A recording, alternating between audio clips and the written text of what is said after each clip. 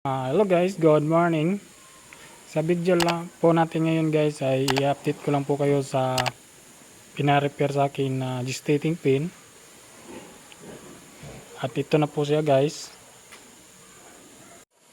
Yan na po siya guys. Kalahati na po tayo. Pero ngayon ay di ko pa tinapos kasi kulang yung simento, di pa dumating, at saka nakapag-request na naman ako doon sa opisina. Siguro bukas meron na, darating na yon lahat guys. Doon sa may na yon, yung ventilation fan, malapit na tayo doon. Tapos sa kabila dito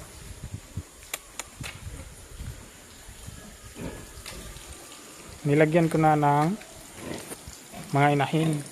Yan o. Yan na sila guys. Yan na.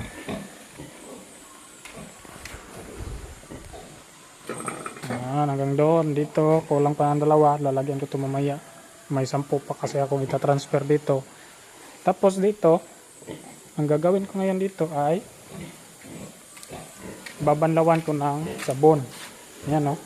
Sabon sa chlorine para maano natin yung mga simento, yung chemical na halo sa simento, para ma-disinfect na rin natin, at saka bago natin lalagyan ng mga inahin.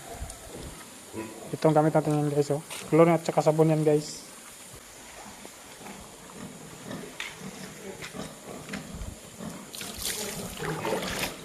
So yun guys, babanlawan natin siya guys. Para ma-disinfect na rin, babanlawan natin ng sabon. Yan, sabon tsaka chlorine to guys. Sabon tsaka chlorine ang gamit. Tapos mamaya i-disinfect na naman natin to ng yung biocid gamit namin dito guys, na disinfectant. Yan, disinfect tsaka sabon para iwas bakterya talaga guys. Alam nyo naman yung bakterya kahit saan tatago, kahit saan sulok. Yan,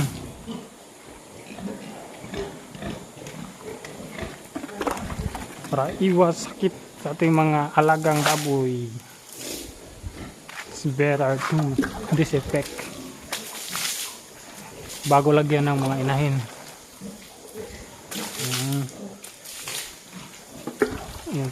Yung kananan nila guys, yung kainan. Tapos mamaya disinfectan natin to ng biocid para iwas talaga bakterya guys.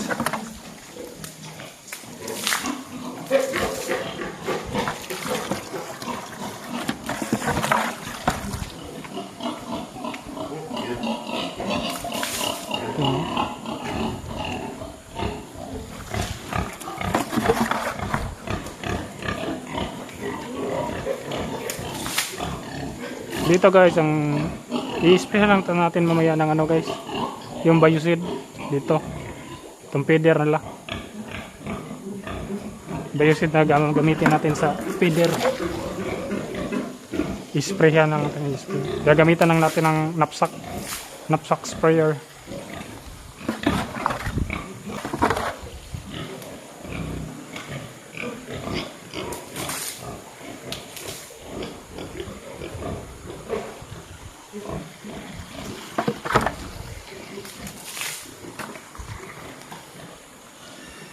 So yun lang guys, sa konting update lang po tayo sa ating ginagawang nire-repair na gestating pin. At baka next week matapos ko na to, i-update lang po ko kayo. Sa di pa nakapag-subscribe sa ating channel guys, please subscribe and hit the notification bell button para ma-update po kayo sa ating upcoming videos. Thank you.